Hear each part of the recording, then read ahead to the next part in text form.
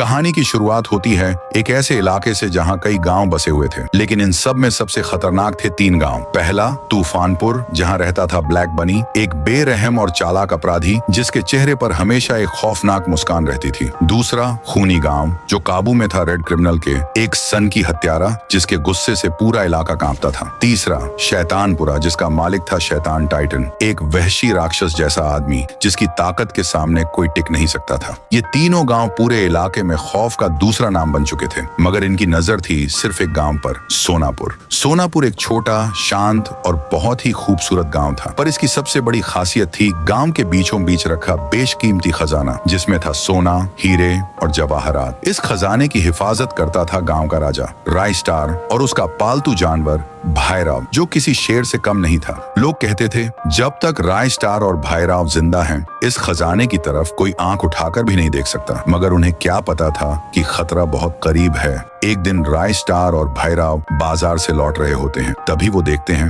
रास्ते पर चारों तरफ धुंध छा चुकी है। राय स्टार कार रोकता है, उतरता है और सामने देखता है ब्लैक बनी अपनी पूरी फौज के साथ सामने खड़ा होता है। ब्लैक बनी, तो तू ही है राय स्टार, जिस वजह से हम इतने सालों से वो खजाना नहीं छीन पाए। राय स्टार: हाँ, और जब तक मैं और भैरव जिंदा हैं, तब तक कोई उस खजाने को छू भी नहीं सकता। राय स्टार जानता था कि ये समय लड़ने का नहीं है, क्योंकि भैरव को चोट लग सकती है। वो फौरन एक धुआं बम फेंकता है, भैरव को बाइक पर बिठाता है और वहां से भाग निकलता है। धुआं हटता है। ब्लैक बनी: आज तो बच गया, लेकिन अगली बार नहीं। तभी 2 गाड़ियां आती हैं, उनमें से निकलते हैं शैतान टाइटन और रेड क्रिमिनल। तुम दोनों यहाँ क्या करने आए हो? खजाना चाहिए तो अकेले से नहीं होगा, हमें एक साथ हमला करना होगा। रेड क्रिमिनल: इस बार राय स्टार बचेगा नहीं। तीनों मिलकर एक खतरनाक प्लान बनाते हैं। इधर राय स्टार ने भी सुरक्षा खड़ी कर दी थी। भाईराव पूरे जोश में था, पर उस रात तीनों विलेंस की फौजों ने सोनापुर को घेर लिया। जैसे ही रात गहराती है, गांव में एक बार फिर धुंध छा जाती है।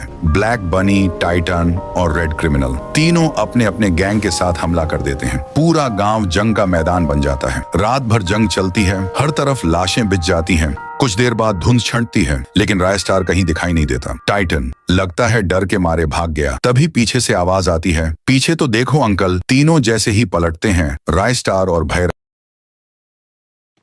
फिर राय स्टार अपनी तलवार निकालता है और तीनों की गर्दन एक ही झटके में उड़ा देता है।